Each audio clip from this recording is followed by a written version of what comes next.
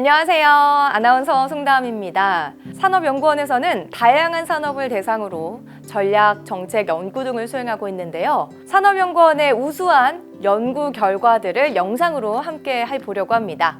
오늘 함께 해주실 분 소개해드리겠습니다. 김송년 박사님입니다. 안녕하세요. 예, 안녕하세요. 네, 반갑습니다. 예, 김송년입니다. 최근에 언론 기사를 보면 수도권과 비수도권의 경제 격차, 균형 발전 등이 화두가 되고 있는 것을 쉽게 볼 수 있는데요. 아무래도 연구를 하시게 된 배경과 좀 관련이 있을까요? 예, 그렇습니다. 일단 60년대 이래 한국 경제가 현재까지 괄목한 반 성장을 이루었다는 것, 그 다음에 그 배경에는 교육 투자를 통한 인적 자원의 확충이 중요한 역할을 했다는 것에는 학자들의 중론이 있습니다. 그런데 이제 최근 들어서 인구 고령화라든지 인적 자원 개선의 속도가 더뎌지게 되면서 2000년대 이후에 이러한 성장 경로가 지속될 수 있는가 계속 둔화되는 상황이고요. 그 다음에 인적 자본 성장을 통한 지속적 성장을 앞으로도 그러면 가능하게 하기 위해서는 전반적인 교육 수준의 향상, 지금까지 추진했던 전략이죠. 그거보다는 더 세밀한 인적 자원 확충 전략을 세울 필요가 있는 단계입니다. 두 번째로는 균형 발전의 관점입니다. 수도권과 비수도권의 경제 격차가 최근 상당히 심화되었고, 특히 2010년대 그리고 2015년 이후에 특히 심화되었고요. 전반적인 산업 구조의 변화 양상은 기본적으로 신산업 중심으로 흘러가고 고급 인력이 부족한 비수도권에게는 더욱 불리한 상황으로 전개되고 있습니다. 이러한 상황에서 비수도권의 성장 동력을 확충하기 위해서는 지역 인적 자본의 엄밀한 진단 하에 인적 자본 전략을 세울 필요가 있습니다. 수도권과 비수도권의 경제 격차가 상당히 심화되어 가고 있다고 하셨는데 어떤 진단과 전략을 세워야 하는지 연구 내용을 조금 더 자세히 들어보고 싶어요. 저희 이번 연구를 통해서는 지역 인적 자본의 부분별 지표를 산출하고 지역 인적 자본과 지역 산업 성장 간의 관계 분석을 통해서 지역의 경제 성장 경향성과 관계, 활용 방안 등에 대한 시사점을 도출하였습니다. 먼저 본 연구에서 가장 중점을 둔 것은 임금 기반 접근법으로 산출한 시도별 인적 자본 스톡 추계치가 있습니다. 이것을 보면 경기 서울이 타 지역을 압도하는 것이 현저하고 그 격차가 더욱 확대되고 있습니다. 제가 준비한 표를 보시면 경기도는 2010년 2,532조에서 2020년 3,452조 원으로 1,000조 원 가까이 상승한 반면에 비수도권 중에서 가장 높은 추계치를 보인 부산 같은 경우에는 654조 원에서 678조 원으로 상대적으로 증가폭이 매우 작습니다. 시군구별로는 대체로 소득 수준이 높고 생산 가능 인구 규모가 큰 수도권 소재 시군구가 상위권에 위치합니다. 1위부터 5위까지 모두 경기도에 소재한 기초 지자체군요. 예, 그렇습니다. 비수도권 지자체 중에는 경남 창원시의 인적 자본 스톡이 최근 10년간 대체로 높았는데요. 2020년에는 수도권에 인접한 청주시, 그리고 충남의 천안 등의 인적 자본 증가가 확연하게 나타납니다. 질적 지표로 볼 수 있는 1인당 인적 자본 스톡의 경우에는 2010년에는 울산, 대전, 서울, 광주의 순에서 2020년에는 세종, 서울, 대전, 경기의 순서로 바뀌었습니다. 특히 세종 같은 경우에는 4.8억의 1인당 인적 자본 스톡을 나타내는데 이것은 최하위 전남의 1.87배에 해당하는 격차를 보이는 것입니다. 시군구별로는 전기간 대전 유성구의 1인당 인적 자본이 가장 높게 나타났고요.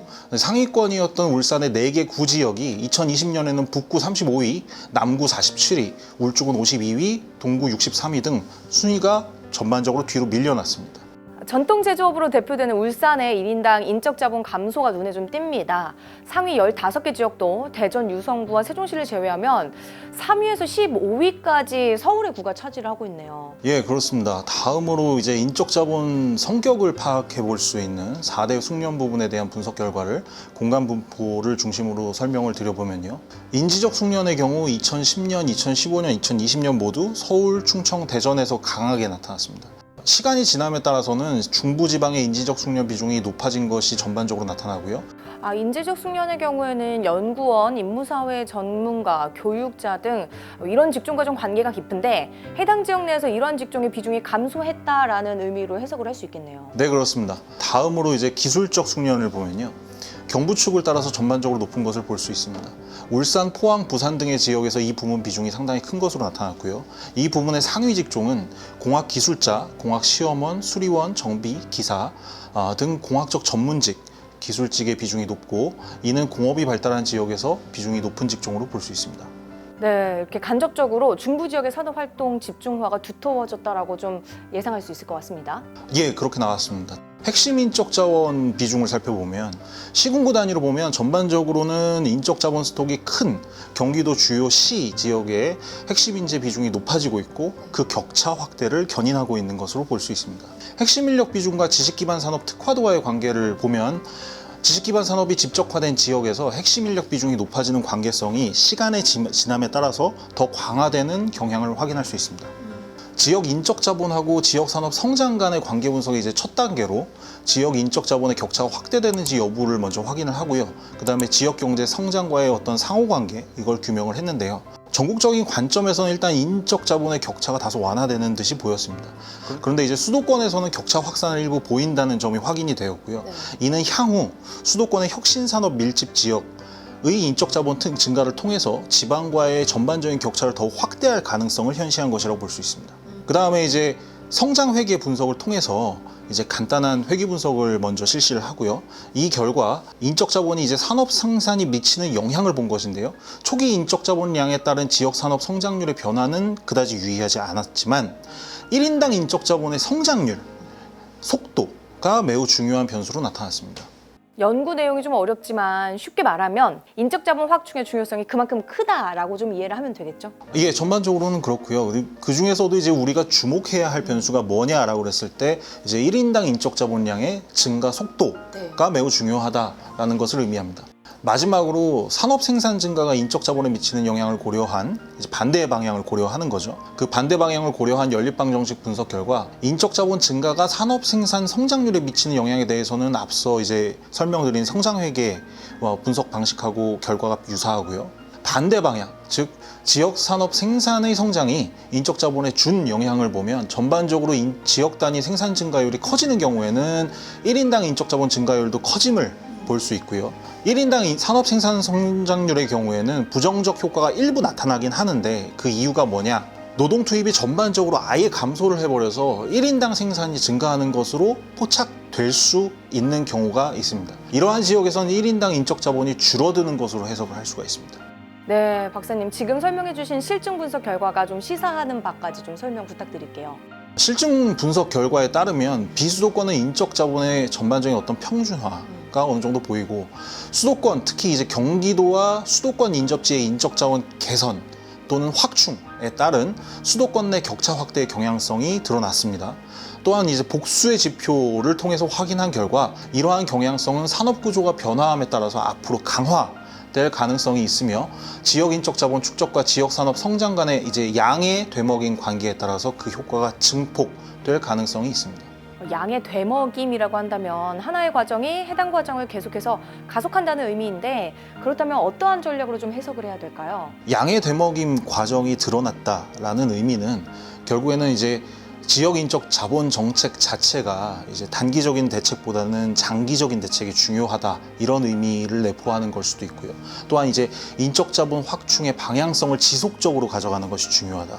즉, 이 지역 인적 자본의 증가 속도가 한번 올라가면 그 다음에 지역 산업 성장을 견인하고 다시 지역 산업 성장이 인적 자본의 확충을 견인하는 이러한 되먹임 프로세스를 지속적으로 가져가는 것이 중요하다라고 말씀을 드릴 수 있고요.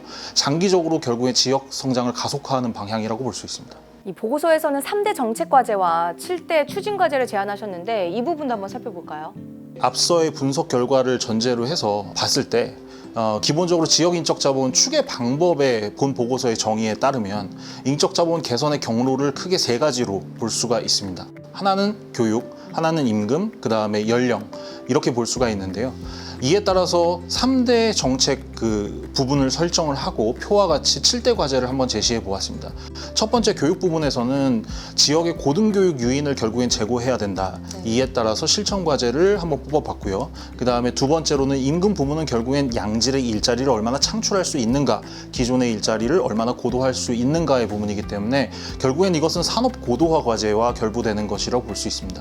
세 번째로는 인구 구조 부분은 지역의 고령화 대응 방안, 그 다음에 현재 젊은 인구의 유출이 계속되고 있는데 이것을 어떻게 방지를 하고 새로운 젊은 인구를 유치할 수 있겠는가에 주안점을 두고 정책 과제를 제시하였습니다. 네, 지금까지 지역별 인적 자원의 축적과 지역 산업 성장의 상호작용 연구에 대해서 김송년 박사님과 알아봤는데요. 인적 자본 확충을 위한 전략과 실천 과제까지 알아보는 유익한 시간이었습니다. 오늘 말씀 고맙습니다. 네, 감사합니다.